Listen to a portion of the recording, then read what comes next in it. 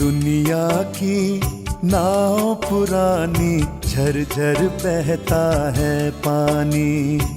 चलती जाए स्वर्ग की ओर, चलती जाए स्वर्ग की ओर, सुन के शिव की अमृत वाणी। दुनिया की नाव पुरानी, झरझर बहता है पानी, झरझर बहता है पानी।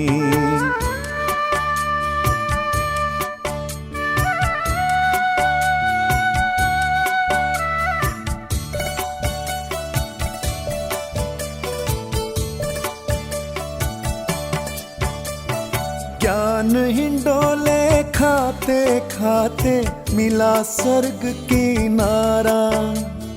डूबे थे जो वैतरणी में, उनको मिला सहारा, उनको मिला सहारा।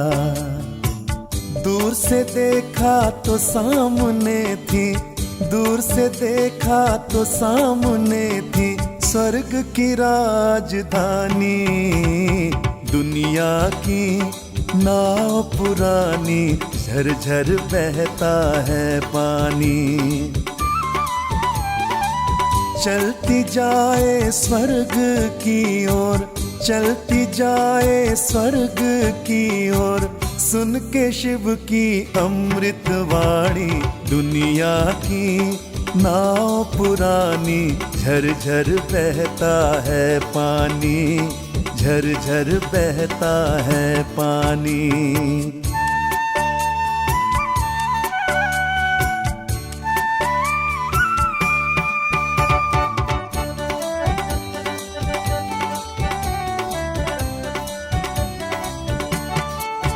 संगम की नाव में बैठने वाले लगे झूमने गाने। खिवैया उसका शिव बाबा था, लगे वो पार लगाने, लगे वो पार लगाने। बनाओ अमृत का सागर, बनाओ अमृत का सागर, जिसमें बहता था पानी। दुनिया की नाव पुरानी, झरझर बहता है पानी। चलती जाए स्वर्ग की ओर, चलती जाए स्वर्ग की ओर, सुन के शिव की अमृत वाणी। दुनिया की नाव पुरानी, झरझर बहता है पानी, झरझर बहता है पानी, झरझर बहता है पानी, झरझर बहता है पानी, झरझर बहता है पानी, झरझर बहता है पानी। ओम शांति। भक्ति मार्ग में और दुनिया में भी अक्सर लोग अपने जीवन में होने वाली सभी अप्राप्तियों का जिम्मेवार दूसरे को ठहराते हैं, परिस्थिति को ठहराते हैं, समय को ठहराते हैं, ग्रहों को, नक्षत्रों को भी ठहराते हैं, परंतु खुद जिम्मेवारी नहीं लेते। लेकिन जब ईश्वरीय ज्ञान का तीसरा नेत्र मिल जाता है तो बाबा हमें सेल्फ रियलाइजेशन, खुद की अनुभूति कराते हैं और परमात्मा को भी याद करने की विधि सिखाते हैं और इस सृष्टि चक्र के आदि मध्य अंत का भी ज्ञान देते हैं, जिससे हमें ये पता चल जाता है कि हम आत्मा अपने ही मित्र हैं और अपने ही शत्रु हैं। तो जब माया के प्रभाव में आते हैं तो अपने शत्रु बन जाते हैं, और जब एक बाबा की याद में रहकर उसकी श्रीमत प्रमाण चलते हैं तो मित्र बन जाते हैं। तो एक दिन में अगर खुद को चेक करें तो एक दिन में भी हम कितनी बार अपने मित्र और कितनी बार अपने शत्रु बनते हैं, कितनी बार अपने गुणों को, अपनी शक्तियों को खत्म करके अवगुणों को उजागर करते हैं, और कितनी बार हम ईश्वरीय गुणों के आधार से अपने मन को, अपनी बुद्धि को पावन बनाते हैं। तो बहुत महीनता से इस मित्रता और शत्रुता के बंधन को देखना है और खुद को परिवर्तन करना है। आज की मुरली भी यही ज्ञान बहुत ही गहराई से हमें बता रही है। सुनते हैं बाबा के मधुर महावाक्य। आज है 2 तारीख 2 अप्रैल 2025। बाबा के मधुर महावाक्य हैं। मीठे बच्चे, इस पुरानी पतित दुनिया से तुम्हारा बेहद का वैराग्य चाहिए, क्योंकि तुम्हें पावन बनना है, क्योंकि पवित्र बनना है ना। और पवित्र बनने के लिए सबसे ज़रूरी चीज़ है वैराग्य, क्योंकि जब तक पुराना छोड़ेंगे नहीं, जब तक पतितपना छोड़ेंगे नहीं, तब तक नया नहीं मिलेगा। पवित्रता उस दुनिया में नहीं जाएंगे, पवित्रता हमारा स्वधर्म हमें पुनः प्राप्त नहीं होगा। तो बाबा कहते हैं तुम्हारी चढ़ती कला से सबका भला होता है। भक्ति में गाते हैं ना, चढ़ती कला तेरे भाने सर्व का भला। तो प्रैक्टिकल इस बात का अनुभव अब हम करते हैं कि कैसे जब हमारी चढ़ती कला होती है तो औरों का भी भला हो जाता है। आपकी स्थिति दूसरों की परिस्थितियों को भी बदल देती है। प्रश्न है, कहा जाता आत्मा अपना ही शत्रु अपना ही मित्र है, सच्ची मित्रता क्या है? उत्तर है, एक बाप की श्रीमत पर सदा चलते रहना। ना नोट करेंगे, सदा चलते रहना, यही सच्ची मित्रता है। अगर अपना भला करना चाहते हैं ना, मित्र क्या करते हैं? भला करते हैं ना। तो उसके लिए सबसे पहला कार्य करना है, बाबा की श्रीमत पर सदा चलते रहना है। सच्ची मित्रता है एक बाप को याद कर पावन बनना और बाप से पूरा वर्षा लेना। यह मित्रता करने की युक्ति बाप ही बतलाते हैं, और किसी ने नहीं बताई कि कैसे अपने मित्र बनो। बाबा ही बताते हैं। संगम युग पर ही आत्मा अपना मित्र बनती है। आज का गीत है, तूने रात गवाई सो के और दिवस गवाया खाके।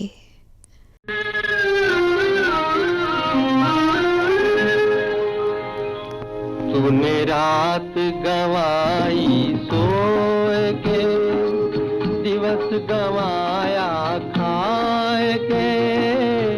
हीरा जन्म अमोल था, कौड़ी बदले जाए। तूने रात गवाई सोए के।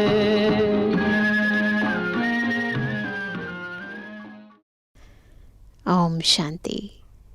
यूँ तो यह गीत है भक्ति मार्ग के। सारी दुनिया में जो गीत गाते हैं वह शास्त्र पढ़ते हैं, तीर्थों पर जाते हैं, वह सब है भक्ति मार्ग। ज्ञान मार्ग किसको कहा जाता है? भक्ति मार्ग किसको कहा जाता है? यह तुम बच्चे ही समझते हो। वेद, शास्त्र, उपनिषद आदि यह सब है भक्ति के। आधा कल्प भक्ति चलती है और आधा कल्प फिर ज्ञान की प्रालब्ध चलती है। भक्ति करते करते उतरना ही है। 84 पुनर्जन्म लेते नीचे उतरते हैं। सामने सीढ़ी का चित्र आ गया सभी के, है ना। फिर एक जन्म में तुम्हारी चढ़ती कला होती है। इसको कहा जाता है ज्ञान मार्ग। ज्ञान के लिए गाया हुआ है। भक्ति में क्या गायन है? 1 सेकंड में जीवन मुक्ति। न ज्ञान की एक बूंद 1 सेकंड भी आत्मा को जीवन मुक्ति पद प्राप्त करा देती है। बस सेकंड की बात होती है। निश्चय जैसे ही बाबा पर आ जाता है, बस समझो जीवन मुक्ति के अधिकारी बन गए। बाबा भी कई बार कहते हैं, बच्चे बस दिल से कहो मेरा बाबा, ऐसे नहीं मुख से, पर जो यथार्थ बाबा जो है, जैसा है वैसा समझकर जब मेरा बाबा कहते हैं तो वो 1 सेकंड हमें जीवन मुक्ति का अधिकार प्राप्त करा देता है। फिर पुरुषार्थ करते हैं पद पाने का। रावण राज्य जो द्वापर से चला आता है वह खत्म हो, फिर राम राज्य स्थापन होता है। ड्रामा में जब तुम्हारे 84 जन्म पूरे होते हैं तब चढ़ती कला से सबका भला होता है। यह अक्षर कहाँ ना कहाँ किसी शास्त्रों में है ना। गुरु ग्रंथ साहब में है, चढ़ती कला तेरे भाने सबका भला। चढ़ती कला सर्व का भला, सर्व की सदगति करने वाला तो एक ही बाप है ना। एक बाप ही है ना। सन्यासी उदासी तो अनेक प्रकार के हैं, बहुत मतांतर हैं। जैसे शास्त्रों में लिखा है कल्प की आयु लाखों वर्ष। अब शंकराचार्य की मत निकली 10,000 वर्ष। कितना फर्क हो जाता है। हर एक की अपनी मत है ना। परंतु अब हमें तो पता है ना कि बड़े से बड़े बाप ने क्या बताया है, तो कितना फर्क हो जाता है। कोई फिर कहेगा इतने हजार। कलयुग में है अनेक मनुष्य, अनेक मतें, अनेक धर्म। सतयुग में होती ही है एक मत। यह बाप बैठ तुम बच्चों को सृष्टि के आदि मध्य अंत का नॉलेज सुनाते हैं। इस सुनाने में भी कितना समय लगता है सोचो। 1936 से बाबा ने ज्ञान सुनाना शुरू किया और अब 2025 आ गया है। कितना समय लगता है। सुनाते ही रहते हैं। ऐसे नहीं कह सकते पहले क्यों नहीं ये सब सुनाया। स्कूल में पढ़ाई नंबरवार होती है। पहले दिन ही सब कुछ थोड़ा बढ़ा देते हैं, धीरे धीरे समझते हैं ना चीज़ों को। छोटे बच्चों को ऑर्गन्स छोटे होते हैं तो उनको थोड़ा सिखलाते हैं, तो ब्रेन भी धीरे धीरे ग्रोथ होती है ना उसकी भी। तो जितना छोटा बच्चा है तो छोटी छोटी बातें सिखाते, फिर बड़ा होता जाता है तो बड़ी बड़ी बातें। तो बाबा कहते हैं फिर जैसे जैसे ऑर्गन्स बड़े होते जाएंगे बुद्धि का ताला खुलता जाएगा, पढ़ाई धारण करते जाएंगे। छोटे बच्चों की बुद्धि में कुछ धारणा हो ना सके, बड़ा होता है तो फिर बैरिस्टर जज आदि बनते हैं। इसमें भी ऐसे है। सिंपल है ना। तो कितनी क्लैरिटी से बाबा ने बात बताई। कोई की बुद्धि में धारणा अच्छी होती है। बाप कहते हैं मैं आया हूँ पतित से पावन बनाने। तो अब पतित दुनिया से वैराग्य होना चाहिए।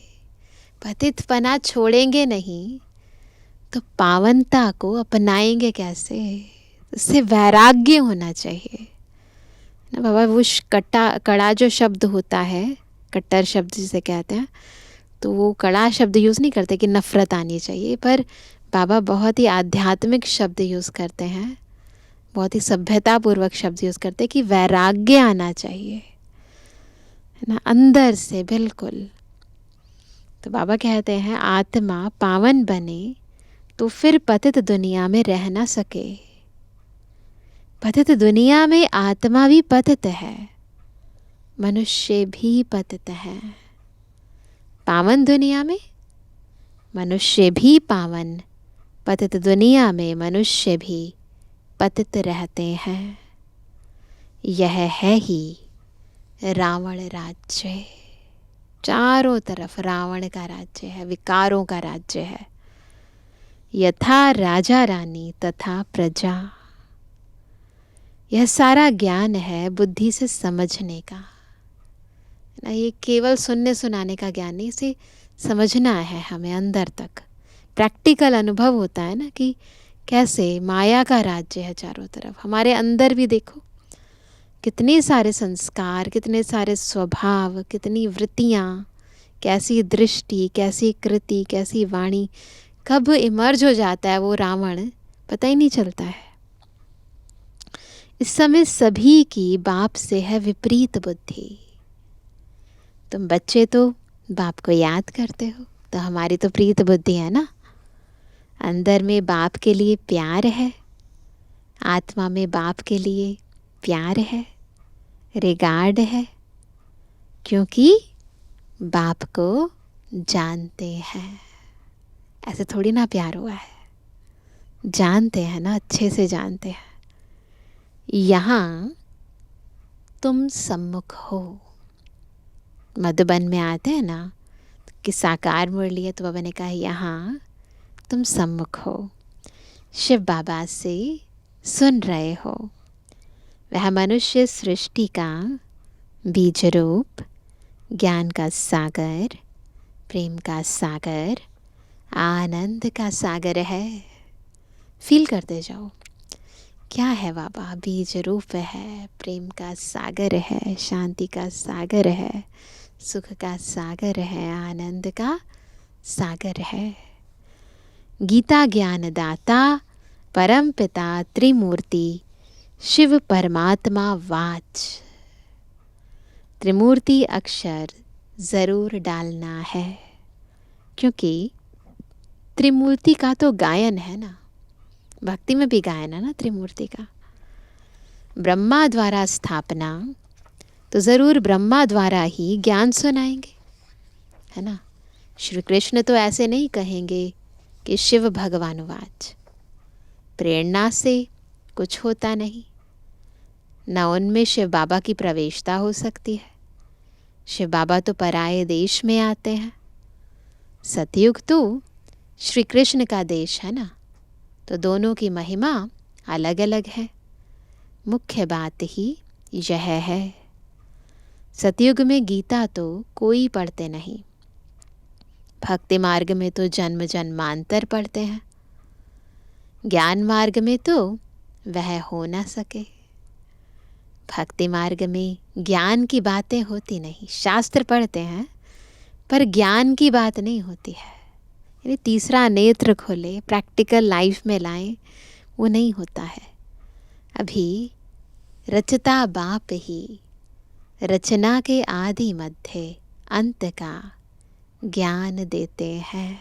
भक्ति में बुद्धि का प्रयोग नहीं करते, अंधश्रद्धा से कार्य करते हैं। सब चीज़ें मैटेरियलिस्टिक हैं, कर्म कांड करते हैं, परंतु यथार्थ अर्थ सहित नहीं है। अब हमने अर्थ समझा है तो वो कर्मकांड करते भी हमें ज्ञान याद आता है। मनुष्य तो रचता हो ना सके, मनुष्य कह ना सके कि मैं रचता हूँ। बाप खुद कहते हैं मैं मनुष्य सृष्टि का बीज रूप हूँ। मैं तो बिल्कुल बाबा एक्टिव वॉइस में बात करे, जैसे बिल्कुल हमारे सामने है। मैं ज्ञान का सागर, प्रेम का सागर, सर्व का सद्गति दाता हूँ। श्री कृष्ण की महिमा ही अलग है, तो यह पूरा कंट्रास्ट लिखना चाहिए। किताब बनी हुई है जगदीश भाई साहब की इस कंट्रास्ट पर, जो मनुष्य पढ़ने से झट समझ जाएं कि गीता का ज्ञानदाता श्री कृष्ण नहीं है। इस बात को स्वीकार किया तो यह तुमने जीत पहनी। अगर उन्होंने इस बात को स्वीकार किया तो ये तुम्हारी जीत है। मनुष्य श्री कृष्ण के पिछाड़ी कितना हैरान होते हैं, बिल्कुल मंत्र मुग्ध हो जाते हैं उस जड़ मूर्त को देखकर भी। बिल्कुल लगन में मगन होकर नाचते हैं, झूमते हैं, गीत गाते हैं। जैसे शिव के भक्त शिव पर गला काट देने को तैयार हो जाते हैं। पहले साकार बाबा के टाइम पर काशी विश्वनाथ में ऐसा होता था। तो बाबा कहते हैं बस हमको शिव के पास जाना है। वैसे वह समझते हैं श्री कृष्ण के पास जाना है, परंतु श्री कृष्ण के पास जा ना सके, है ना। श्री कृष्ण के पास बलि चढ़ने की बात नहीं होती, वहाँ ऐसा नहीं होता बलि चढ़ना है। देवियों पर बलि चढ़ते हैं, खास तौर पर काली पर बलि चढ़ते हैं ना। देवताओं पर कभी कोई बलि नहीं चढ़ेंगे। तुम देवियां हो ना, तो बलि हार जाते हैं, समर्पित होते हैं ना। तुम शिव बाबा के बने हो, तो शिव बाबा पर भी बलि चढ़ते हैं। हम बाबा के बन गए, सर्वस्व समर्पण करते हैं, सर्वस्व त्यागी बनते हैं, और उसकी यादगार में भक्त तो पूरा बलि चढ़ जाते हैं। शास्त्रों में हिंसक बातें लिख दी हैं, है ना। शास्त्रों में तो हिंसक बातें लिख दी है ना। शिव को भी शंकर रूप में दिखाते हैं, इसकी हिंसा करी। देवियों को भी दिखाते हैं, इस राक्षस को मारा। तो वो तो सब हिंसक बातें लिख दी हैं। तुम तो शिव बाबा के बच्चे हो, तन मन धन बलि चढ़ाते हो। और कोई बात नहीं, स्थूल रूप में कोई बलि कर चढ़ाने की बात नहीं है, और कोई बात नहीं। इसलिए शिव और देवियों पर बलि चढ़ाते हैं। अब गवर्नमेंट ने शिव काशी पर बलि चढ़ाना बंद कर दिया है। तो जब ये मुरली चली तब भी बंद हो चुका था। अभी वह तलवार ही नहीं है। तो वहाँ पर काशी में विश्वनाथ टेम्पल में एक कुआं सा था, तो उस कुएं के नीचे तलवार होती थी। तो उसके ऊपर बलि बिल्कुल छलांग मारते थे कुएं में, और फिर बलि चढ़ जाते थे। तो वो तलवार ही हटा दी है, और वो जो कुआं था उस पर भी रॉड्स लगा दी हैं। भक्ति मार्ग में जो आपघात करते हैं, यह भी जैसे अपने साथ शत्रुता करने का उपाय है। वो कहते ये अपने साथ शत्रुता है। आपघात करना महापाप माना जाता है। मित्रता करने का एक ही उपाय है। वो क्या है? जो बाप बतलाते हैं। क्या? पावन बनकर बाप से पूरा वर्षा लो। ये करो अपने साथ मित्रता। एक बाप की श्रीमत पर चलते चलो, यही मित्रता है। कहते हैं जीवात्मा अपना ही शत्रु है, फिर बाप आकर ज्ञान देते हैं तो जीवात्मा अपना मित्र बनती है ना। अब बाबा ने ज्ञान दिया है तो ज्ञान के आधार पर चलते हैं, अपना मित्र बनते हैं। आत्मा पवित्र बन बाप से वर्षा लेती है। संगम युग पर हर एक आत्मा को बाप आकर मित्र बनाते हैं। आत्मा अपना मित्र बनती है, श्रीमत मिलती है तो समझती है हम बाप की मत पर ही चलेंगे। अपनी मत पर आधा कल्प चले, अब श्रीमत पर सदगति को पाना है। इसमें अपनी मत चल ना सके। अब बाबा मना करते हैं, ना मन मत, न परमत, न शास्त्र मत, अब बस श्रीमत। बाप तो सिर्फ मत देते हैं। तुम देवता बनने आए हो ना, यहाँ अच्छे कर्म करेंगे तो दूसरे जन्म में भी अच्छा फल मिलेगा, अमरलोक में। यह तो है ही मृत्युलोक। यह राज भी तुम बच्चे ही जानते हो। ये क्या है? मृत्युलोक। सो भी नंबरवार। कोई की बुद्धि में अच्छी रीति धारणा होती है, कोई धारणा नहीं कर सकते, तो इसमें टीचर क्या कर सकते हैं? दुनिया में भी होता है ना, टीचर तो सबको बराबर पढ़ाते हैं। अब कोई पढ़ते ज़्यादा हैं, कोई नहीं पढ़ते हैं, तो इसमें टीचर क्या करेंगे? टीचर से कृपा व आशीर्वाद मांगेंगे क्या? हाँ, टीचर तो पढ़ाकर अपने घर चले जाते हैं। स्कूल में पहले पहले खुदा की बंदगी आकर करते हैं। देखते हैं ना, हम स्कूल में जाते थे तो सबसे पहले क्या करते थे? प्रेयर होती थी, असेंबली होती थी जब, तो असेंबली में प्रेयर करते थे भगवान से। तो वह कहते हैं वहाँ पर पहले बंदगी आकर करते हैं, हे खुदा हमको पास कराना, है ना। कहते थे दया कर दान विद्या का हमें परमात्मा देना, ऐसे गीत गाते थे। तो फिर हम भोग लगाएंगे, ऐसे भी करते हैं। स्कूल में एग्ज़ाम होता है तो मंदिर में जाकर पहले भगवान को कहते हैं कि मुझे पास करा देना, फिर इतने का प्रसाद चढ़ाएंगे। टीचर को कभी नहीं कहेंगे कि आशीर्वाद करो, आशीर्वाद भगवान से मांगते हैं। इस समय परमात्मा हमारा बाप भी है तो टीचर भी है। बाप की आशीर्वाद तो अंडरस्टूड है ही, पिता की आशीर्वाद सदा बच्चों के साथ होती है। बाप बच्चे को चाहते हैं, बच्चा आए तो उसको धन दो। पहले तो बहुत ज़्यादा होता था, अभी भी है वैसे, कि बेटा होना चाहिए ताकि प्रॉपर्टी का वारिस बने। तो यह आशीर्वाद हुई ना, यह एक कायदा है। बच्चे को बाप से वर्षा मिलता है।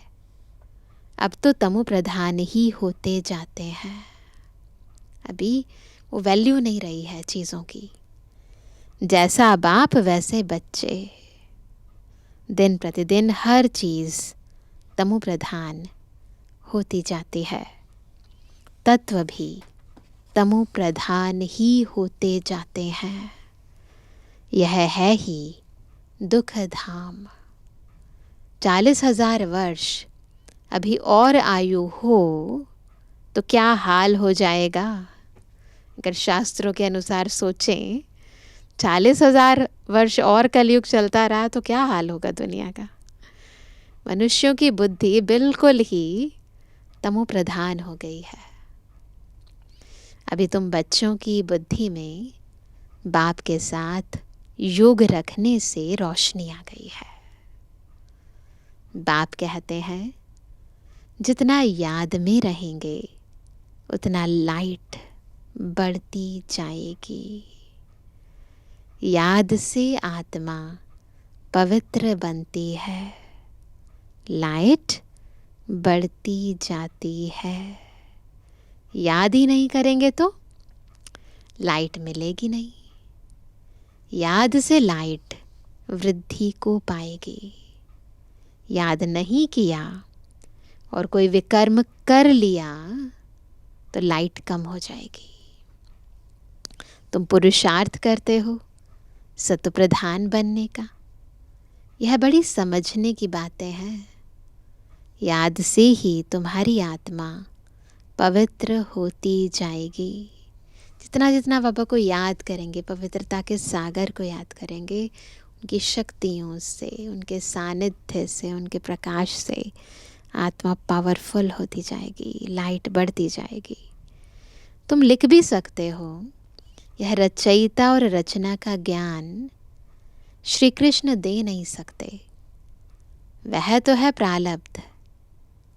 यह भी लिख देना चाहिए कि 84वें अंतिम जन्म में कृष्ण की आत्मा फिर से ज्ञान ले रही है।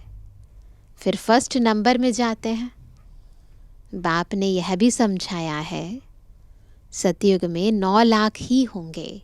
इनिशियल पॉपुलेशन जो है, शुरू की जो जनसंख्या है वो 9 लाख होगी। फिर उनसे वृद्धि भी होगी ना, दास दासियां भी बहुत ही होंगे ना। पूरे महल में राजा रानी तो एक है, फिर उनके बच्चे एक एक हैं, बाकी सब कौन है? दास दासियां मेजॉरिटी। तो जो पूरे 84 जन्म लेते हैं, 84 जन्म ही गिने जाते हैं। जो अच्छी रीति इम्तिहान पास करेंगे वह पहले पहले आएंगे। जितना देरी से जाएंगे तो पुराना मकान पुराना तो कहेंगे ना, तो दुनिया भी पुरानी हो जाएगी ना, लेट जाएंगे तो जितना देरी से जाएंगे तो मकान पुराना तो कहेंगे ना। नया मकान बनता है, फिर दिन प्रतिदिन आयु कम होती जाएगी। वहाँ तो सोने के महल बनते हैं, वह तो पुराने हो ना सके। सोना पुराना नहीं होता है, सोना तो सदैव चमकता ही होगा। फिर भी साफ ज़रूर करना पड़े, साफ तो करना पड़ता है ना। जेवर भी भल पक्के सोने के बनाओ, तो भी आखिरीन चमक तो कम होती है। फिर उनको पॉलिश चाहिए। तुम बच्चों को सदैव यह खुशी रहनी चाहिए कि हम नई दुनिया में जाते हैं। इस नर्क में यह अंतिम जन्म है। इन आँखों से जो देखते हैं, जानते हैं यह पुरानी दुनिया, पुराना शरीर है। अभी हमको सतयुग नई दुनिया में नया शरीर लेना है। तो जो देखते हैं वो सब भूलते जाओ। याद रखो, इस शरीर को देखते हैं तो याद रहे कि अभी हमें ये छोड़ना है, ये पुराना शरीर है, अभी हमें नया शरीर लेना है।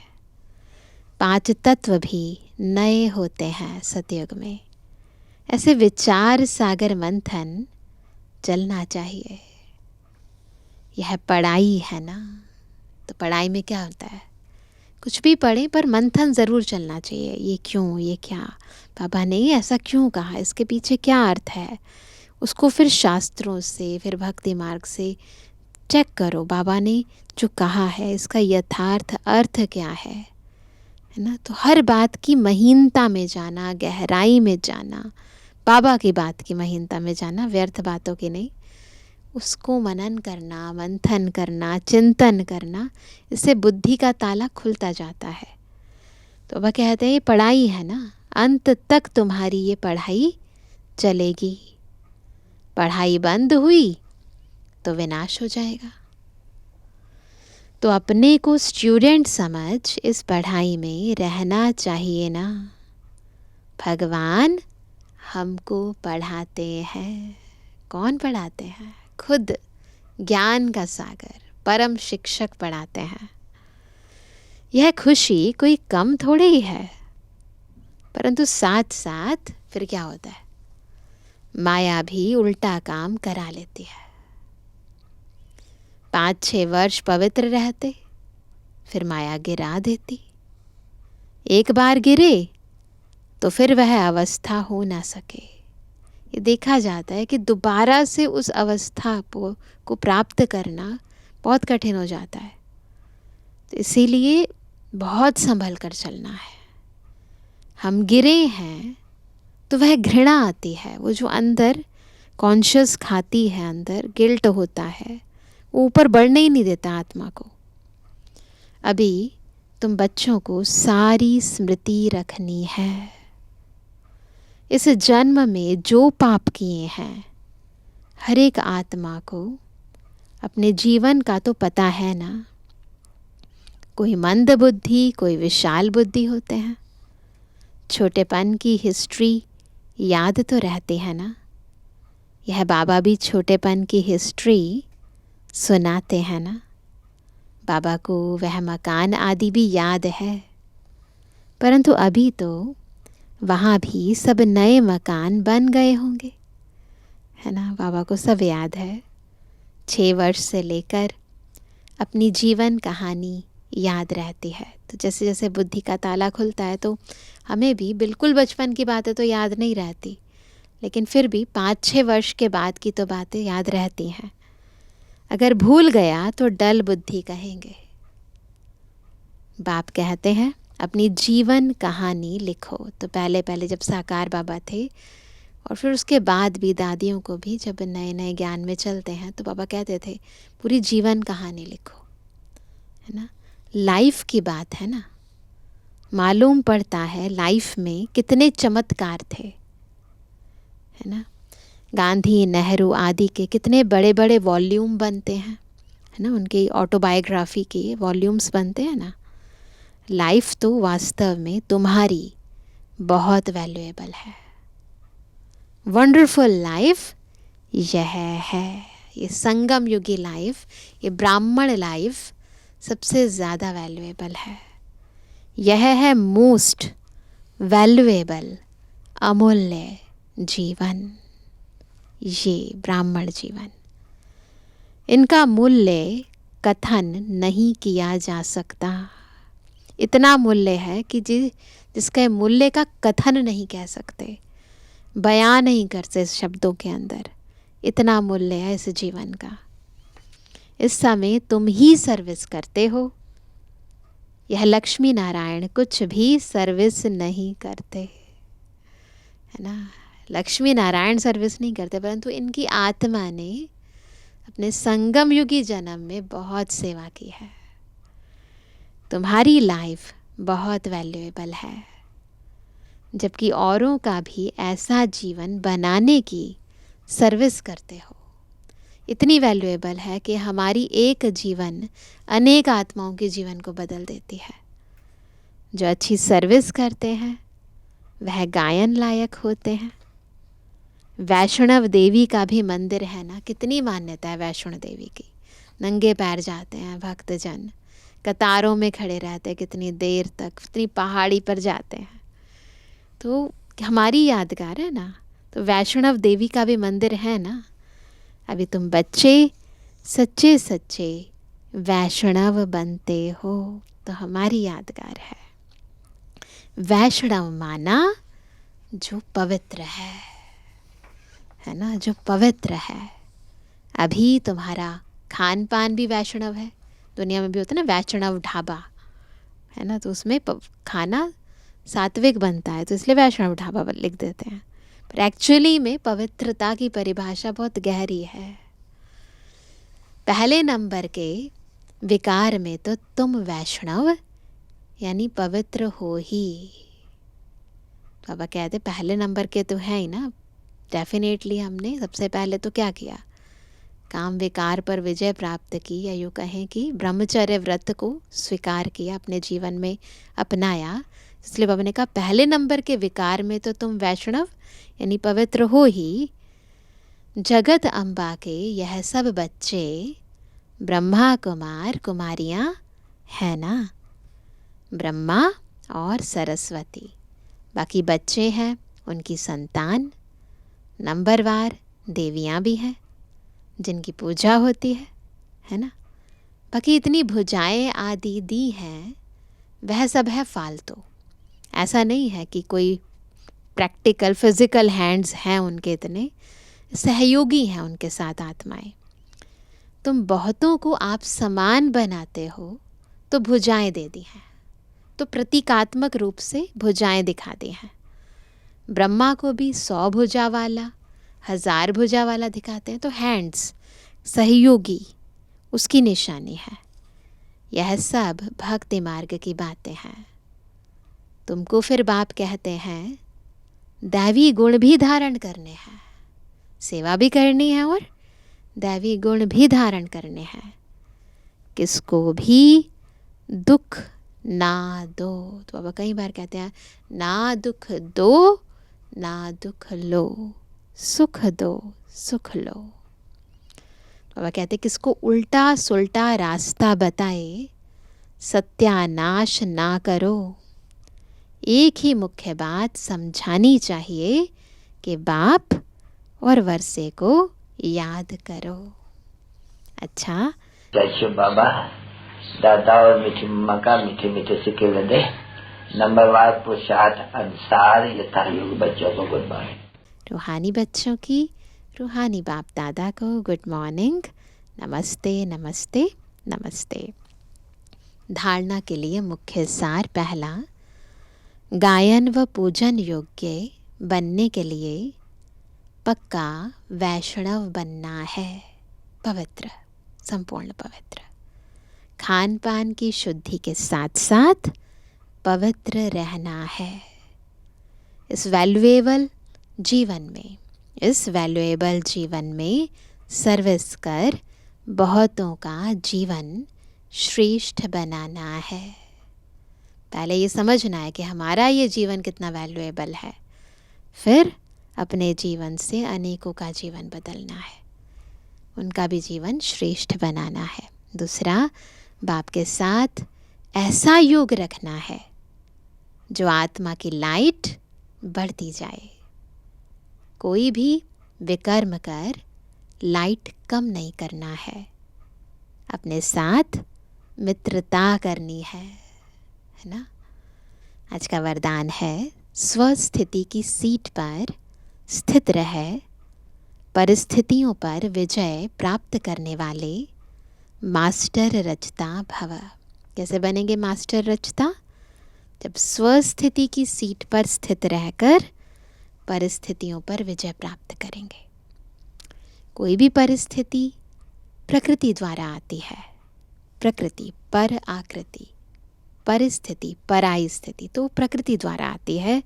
इसलिए परिस्थिति रचना है ना, रचना है, रचता नहीं है, रचना है। और स्वस्थिति वाला रचयिता है। मास्टर रचता व मास्टर सर्वशक्तिमान। मास्टर रचता यानी याद है मैं कौन हूँ, मैं क्रिएटर हूँ। और मास्टर सर्वशक्तिवान, जिसका सर्व शक्तियों पर संपूर्ण कंट्रोल है। कभी हार खा नहीं सकते, असंभव है। अगर कोई अपनी सीट छोड़ते हैं, यानी स्वस्थिति को छोड़ देते हैं, भूल जाते हैं कि मैं आत्मा हूँ, मैं कौन सी आत्मा हूँ, मैं किसकी संतान हूँ, तो हार होती है ना। सीट छोड़ना अर्थात शक्तिहीन बनना। तो कौन सी सीट पर बैठना है? मैं मास्टर सर्वशक्तिवान हूँ।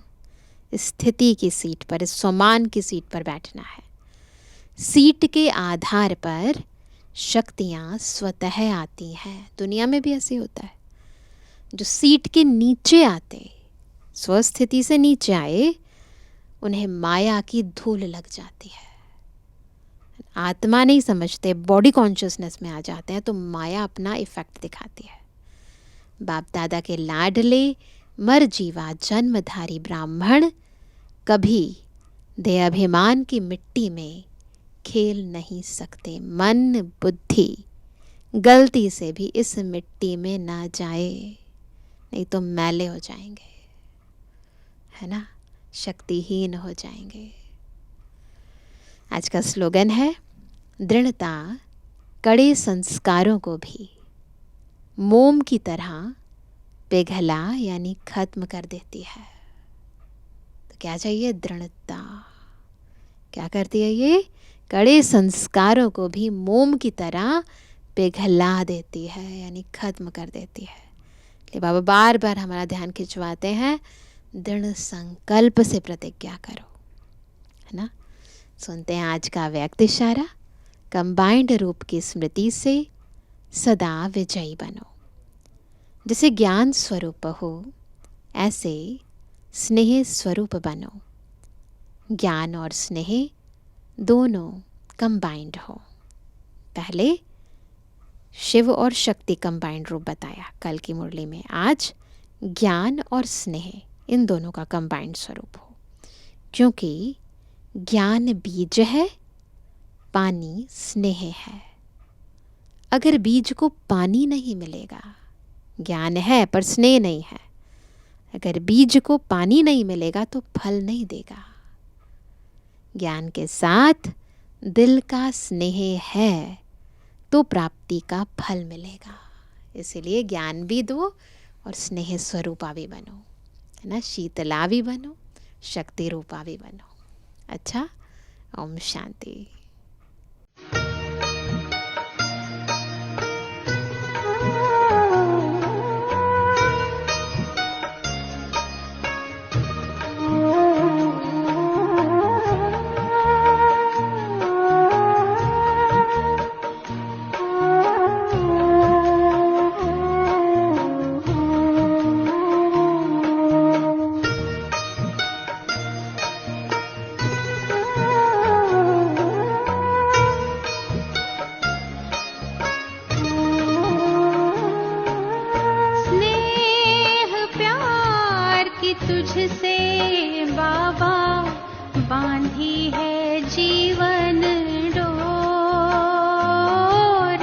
बांधी है जीवन डोर।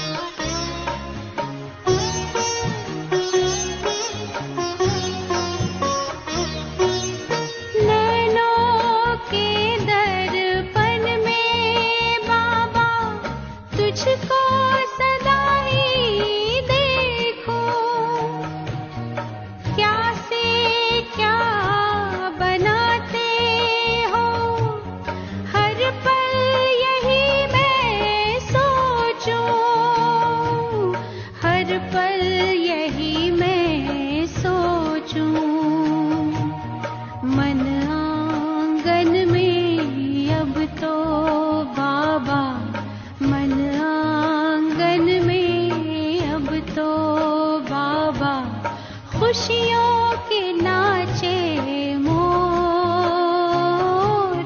खुशियों के नाचे मोर, स्नेह प्यार की तुझसे